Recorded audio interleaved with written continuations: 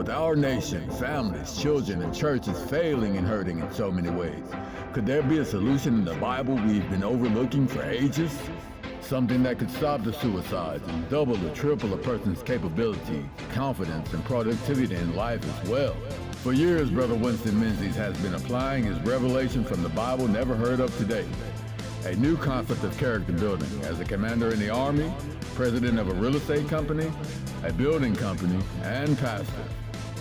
It is a new concept of character building that is easy and enjoyable that produces phenomenal results. Amazingly, the success of this system is even guaranteed in the Bible. Now here's Brother Winston to share with you the power of character building. Good morning. Thank you for joining us for another period and session of the power of character building. It is so powerful. Most people don't realize how powerful it is. Most of you probably don't know my testimony, but if they'd have had an award for being the least likely to succeed when I was in high school, I would have gotten it. I was a no talent, not the sharpest knife in the drawer guy, never did anything well, and that's okay with me. I didn't even mind being the black sheep of the family, but I didn't want to be a dud. And when I got to college, tried to get in college, they wouldn't let me in because of my grades, and my SAT scores wouldn't let me get in the school my family's been going to for generations. So I had to apply to another college and was accepted at Tarleton State University, which is part of the same system, so that in hopes I could make grades and get transferred back in and graduate there. So I got there and I got in the Corps and got on the drill team. And one day I was thinking, I was considering my situation and I said, I don't like it. I said, I don't mind being the black sheep, but I cannot be a failure. We have a large family in Texas and they're all successful in their various fields of endeavor. And I said, I'm sinking fast in the sea of life. What must I do? I didn't know. And so, excuse me. So I started studying character. I don't know why. I guess I could see my own lack thereof. And things just changed dramatically and immediately. And so my grades shot up. Everything happened in the Corps. It was just successful and transferred back to Texas A&M. And I needed this help, and character study was so helpful to me that I just get such a great joy to share it with others. And it was so important. It caused so much blessing and success in my life, not in just the military, but in civilian life, in the building business, in the real estate business, and the ministry, and pastoring and starting a church, and so forth. Everywhere this character works, it works in any field of endeavor, and will give anybody that'll study it and practice it a decided advantage wherever you go and whatever you do. It's so exciting to see people thrive when they study this character thing. So I'm excited and I'm happy to be here to share with you today. Each one of these character traits actually replaces a fallen trait that we were born with. You see, we weren't perfect. We were all flawed when we were born. We were born in sin, shaped in iniquity, got sin in our members. Our mind is so messed up, we think it's leading us to something good, and we're going directly to death. Now, you can't get worse off than that. And we were all that way. And so we changed one of them, a negative trait that elicits negative responses in the people around us, to a positive trait, and it starts bringing positive fruit and blessings. You see, one thing I found out is that no one, and certainly not me, I've never invented a character trait. I don't know anybody that's ever invented a character trait. And the reason is all these character traits come from God. It's God's character. And it comes with power, with wisdom, with uh, favor, and great blessing. Every one of them. It's just amazing. And you can have them all. We got 190 in our book, and every one of them is transferable. Everything that we have is transferable. Here's the book. What a great investment for anybody to get a hold of this book for themselves or your children. You know, John Ankerberg, a great TV evangelist, did a study a few years ago and he found out that 78%, get ready now, 78% of the children born in American homes today, in Christian homes, will lose their faith by the time they graduate from either high school or college. That is almost an 80% failure rate. The churches are doing all they can. Parents are doing all they can. There just must be something missing. And the thing that's missing is something that will glue all this together for you, and it's character. Now, any child that's been taught this character and studied it, when they go out in life, all these traits produce fruit. Each one gives you, instead of a negative attitude, a positive attitude. And attitude, as we all know and have heard, attitude is altitude. Attitude is everything. Attitude is all important because when we go to work or we're around people, we're around our mate, we're around our friends, our attitude is going to come through and it's going to define us and decide what kind of relationship we're going to have. And relationships are what life's about. It's not about accumulating money or buildings or cars or things. That's not what life is about. Life is about lifelong friendships, relationships that are with us for life, that produce and are a blessing to enjoy. So, today we're going to be talking about a new trait called being capable. And it's so important. As you know, we've all developed character traits in life, but we can also strengthen and add others. This is important because character actually determines our success in life and will decide our destiny. Scientists have even found out just recently that gaining character, building character, actually causes a person to be happy. Certainly, we all want to be happy while we're here. We're the only ones granted the opportunity to improve and to serve Him, as well as to contribute to the betterment of mankind. Now, I didn't share any of this stuff and how God had blessed me over 50 years because I'm trying to decrease. I'm not trying to increase. But then at this point, God said, you have got to share your testimony so people can know how powerful this is. And so I started doing that reluctantly. I just like to decrease. I don't like to try to look like I'm doing good. The Bible says your progress will be apparent to all. You don't even have to. You'll be distinctively different. Now, the only ambition here that we have in our ministry is to help you to be great in the eyes of the Lord. We want you to reach your full capacity and full blessing in life. And your life can make a difference wherever you are. So let's go back to being capable. What is it to be capable? Are we, all stuck with whatever capability we have at any given moment in time? No. Capability may certainly include being able to do a number of different things, but it is really a state of mind. Why? Because in this technologically advancing society, we must be learning new things all the time as well as to stay ahead of the power curve in the competition. Being capable is a state of mind where an individual perceives themselves as able to learn new things and the necessary new skills. So many today think being promoted is just a matter of being in the right place at the right time and the luck of the draw. Not so. There may be some of that, but for the most part in life, we must make ourselves more proficient and capable to be promotable. Now, this week's character trait tells us how. It's easy to forget that all ability is simply and completely a gift from God. Those of us that can drive a car, for example, have been doing it usually for so long, we think nothing of it. We think everybody can do it. Well, unless we're very careful, it's easy to think everyone surely can on earth, but that's not the case. Some don't have the motor skills, the confidence to meet ongoing traffic, to parallel park, or the vision required, just to name a few. Others don't have anyone to assist them with a car to learn or to apply for a license. Still others don't have the satisfactory record of obedience to the law to qualify. Those of us who already can need to thank God every day that we can drive. Thank God every day for anything we can do. It's a gift from Him.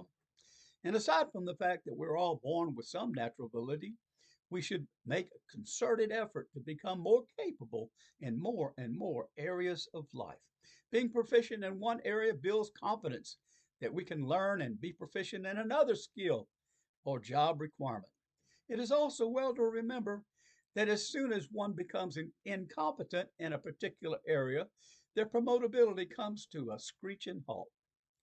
Now, as a kid, growing up in a technical society, my dad just happened to work for one of the most technical jobs, work in one of those technical jobs around. He was a pilot with the Strategic Air Command and was in the Directory of Plans. As you might imagine, the Air Force had to be on the leading edge of technology just to stay ahead of Russia and our enemies. They had to develop platforms, that would be aircrafts. They would have to develop strategies 10 years ahead of time. And the reason for that is if you're developing a new bomber or fighter, it takes a while to develop it, test it, get a prototype, get the plans up, be sure it's a good thing to go with, have approvals within the military and the legislature. Then you've got to build it. You've got to find a place to build it and set up all the equipment and machinery. Then you have to produce a certain number. At the same time, you've got to develop a staff that can train the pilots to operate that new aircraft. And so this process takes about 10 years to get an aircraft online. Also, it's important to know how that this is going to affect society. So as a teenager, he told me something that I'll never forget. He said, "Everything you learn, son, you'll use it again in life." Now, it may not seem like something you'll ever need to use again, but you will, he said. In addition, abilities are cumulative. Learning one thing actually helps you to learn something else down the dusty road of life. Increasing capabilities also produces self confidence. Now, here's just one example. During my last year in college, my degree was in industrial technology, and that required that I take an industrial safety course. Thinking I was soon to be entering the Army career as an Army Ranger and living a life of danger, I was sure I'd never, ever use this information again. That had to be just an exercise in futility to me. However, I gave my dad credit for being right, at least on the basis of this being an exception to the rule. The rule could still be valid, but this was just an exception. Well, I took the course. It was easy. Everybody did fairly well. And most everyone promptly forgot the whole matter. But not a year later, after finishing several of the Army schools, I was assigned to the 82nd Airborne Division as a platoon leader. After a few days of organizing my platoon, the company commander called me in and gave me my first assignment. Since the previous brigade had already deployed to Vietnam en masse, we were a brand new unit, didn't have any SOPs or anything. So he said, "Lieutenant Menzies, I want you to write a standard operation procedure manual," we called them an SOP, "for safety for an airborne rifle company." My first thought was, oh man, my dad was right again. Well, tell you the truth, he's always right, matter of fact. Since I had taken the safety course and had kept the book, I was able to write a pretty good little manual. The company commander was really impressed. See, we don't know in college what society's going to demand of us later, but a lot of people ahead of us knew that and require some of these things. Years later, when I was pastoring a large ministry, our staff started having too many accidents. I was able to write another safety SOP, and you would never guess the accidents virtually stopped, all because our people became safety conscious. The safety course was a great assist to me in life and was something I really thought was a waste of time. How wrong was I? Especially for an Army Ranger. I was wrong. And to say life is a learning process is probably a terrific understatement of the year. Learning in life is a life work, or should be. Did you ever think about how to determine if a tree is alive or dead? Well, if it's dead, you know it's dead because it stops growing. When we stop learning and growing too, as human beings, we're dead. The more we learn, the more we're capable of learning, and the more we see we have need to learn. In addition, society becomes more complicated every day. I wrote a little book about my great grandparents. He came to the United States when he was a year and a half old from Scotland with his parents. Lived in New York until he was 21, naturalized, jumped on a ship and sailed to Texas, got in the horse and mule business. And then after 10 years, went out west and bought a couple sections of land on the San Saba River. And in that day, it was a world of horses, mules, buggies, and wagons. As a rancher and farmer, he had at first had a 16 horse and mule drawn threshing machine. Amazing. The driver sat on a lifted up seat over all those animals, and all he had was two leather uh, leather straps that went to the lead animals and a whip. And he would lead them with his voice. No steering wheel, no brakes. It's just that. Now that's a job. But before the turn of the 20th century, they were using steam tractors. And about 1906, gasoline engines became a part of the landscape. Of course, he got a gasoline powered tractor and his first pickup truck. My dad even learned to fly in a biplane and later transitioned into a four-engine bomber and air refuelers and jets. Today, we're barely able to keep up with computers and cell phones and the information technology revolution, especially with the advent of AI. It's all moving with light speed. Years ago on my first job when I was about 12 years old, I was pulling weeds on a gladiola farm. It was a hard job. I mean, think about it. No trees on a gladiola farm. You're crawling down these rows on clods of dirt that get really hard. They're almost like rocks. And it's rough on your knees and it's hotter than a $2 pistol. But I was thrilled to have that job because I was making big money. I was making $1.25 an hour. But because of that job, I had a little extra capital and was able to learn how to build a go-kart.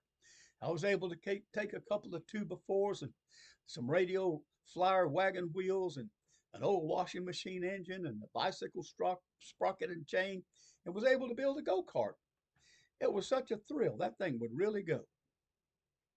And that certainly made it easier for me one day to learn to drive. Another time when I was about 10, my parents had me start taking piano lessons reluctantly, and I hated it. I guess we always had an old battle axe for a piano teacher that was teaching us how to play songs that had no credibility with us as teenagers. We could have used a little rock and roll. But after 3 years, that's a long time. I barely got out of book one into book two. I hated it so bad. This led me, though, in high school up in Canada at an air base with my parents to learn to want to play the guitar. Now, knowing how to drive a car helps immensely to master driving a semi truck, too. But I tell you, the things that I learned going back to the thought about playing the guitar was I was able to, all those years, I was learning things I didn't know I needed to learn, like 2/4 time, 4/4 time, 1/4 time. I was learning about scales and progressions and so on. So that was helpful to lead a small band in different places for the rest of my life.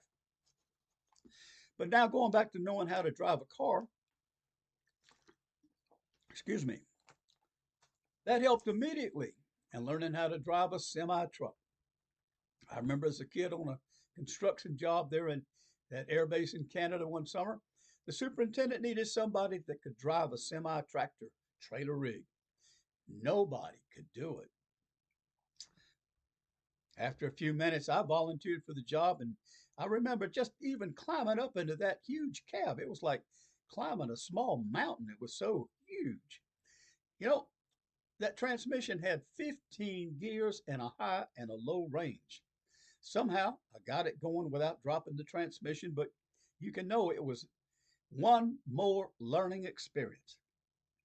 The trailer looked like it stuck out behind that tractor for a city block. Pulling that trailer seemed like hauling a house down the road. All that helped me later on to learn how to operate a backhoe and a front end loader.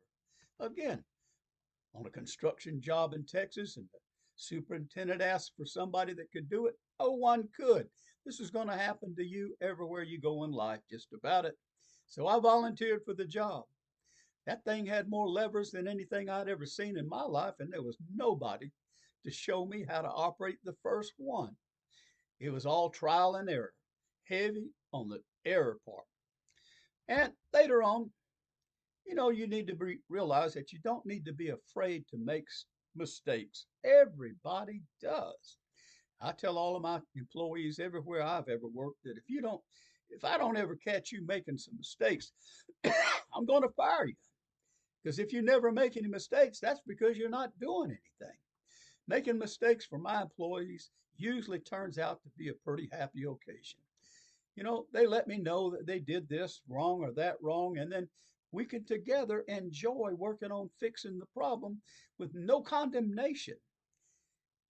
But learning and mastering that backhoe, what a contraption. That later helped me to have the confidence to learn to fly a plane.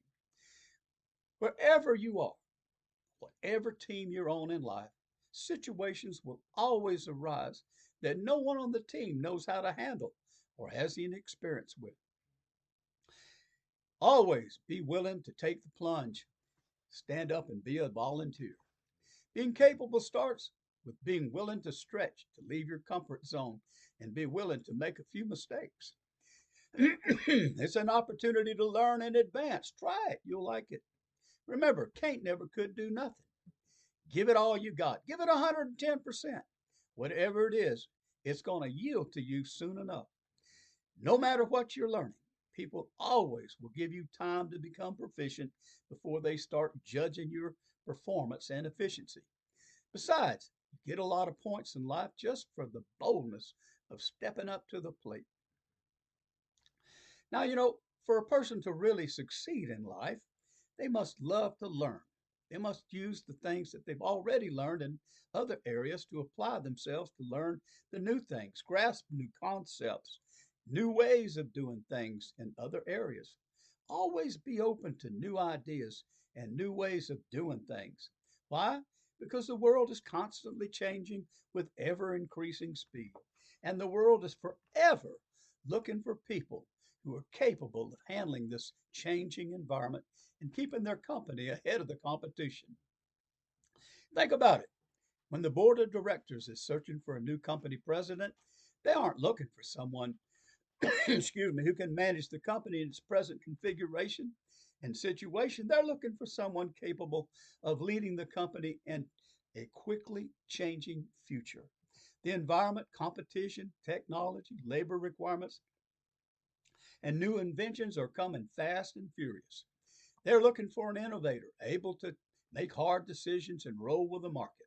Some people excel in learning concepts from books, excuse me, conjugating verbs, and can even possibly explain the theory of relativity. I'd camp, but these folks can't even drive a nail. They can speak French and German, but can't lead a crew of men digging footings or laying block or framing a house. Today, a leader needs to have a wide range of experience and abilities to function as a manager of just about any large concern. A general in the military or industry must have a general grasp of a whole lot of fields. Large corporations today have a multiplicity of departments, finance, operations, vehicles, airplanes, taxation, maintenance, and so forth. To manage all these successfully in a competitive marketplace, one has to have experience and knowledge in as many fields as possible. Unless a person becomes dedicated to being a lifelong learner, this just won't happen. That means we must not only be willing to learn, but delight in learning to make ourselves more valuable to God and to our fellow man. Some, on the other hand, refuse to learn. Often the reason for this is a fear of failure. They worry that they might not be able to pick up something new. They don't want to leave their comfort zone, or they fear that taking on a new responsibility might open them up to failing in the new endeavor. Never, never, never be afraid to fail. Failing is actually really hard to do, nigh unto impossible, because whenever you try, you even if you don't do so well the first time, you will still be stepping out toward your goals in life. No matter what happens, you're better equipped to take another run at it, find a better approach, and will likely succeed in the end. The only way we can be sure to fail is to refuse to even try. Now, to be promotable in today's society, one must demonstrate the ability to take risks and deal with people, technology, and equipment, as well as the laws of the land. The world, other than the possible arena of scientists and researchers, is not looking for specialists but generalists. They're looking for people who can handle generally a generality of thorny issues, equipment, and different people, difficult people too. You must also be able to handle trouble. Now, I don't mean to give the impression that every day on the job is packed full of problems, but they sure will come around often enough. The person on the team that's capable has determined and demonstrated the ability to master new tasks, can easily get along with their teammates to build consensus, and can consistently get their work done with excellence. That person will soon rise to the top. He will be the one the company leaders go to when they have a difficult task to complete, and in due time, he'll become the leader. Now, in reality, we all are more capable than we think. The Apostle Paul said, I can do all things through Christ who strengthens me. Philippians 4:13. That's a good thing to remember. We can all do it. How many things? All things. You know, the character trait this week is being capable. Ask the Lord to make this a part of your character. There's ways to improve, to acquire character that will bless your entire life and performance for Him. So here's what it means to be capable. It's to be able, having the various attributes physically and mentally and morally which are required to perform tasks, having a general capacity to learn quickly, become skilled, and be efficient in new things, the ability to apply previously learned information, concepts, and skills to new areas of endeavor.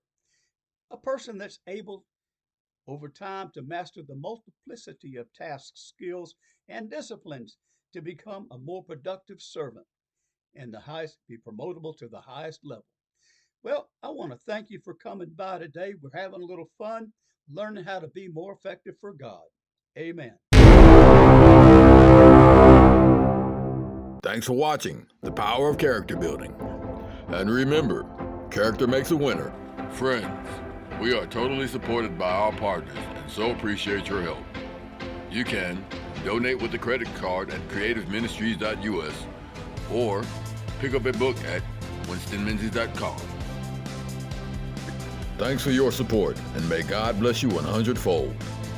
Together we can change the world by changing a person's character one heart at a time.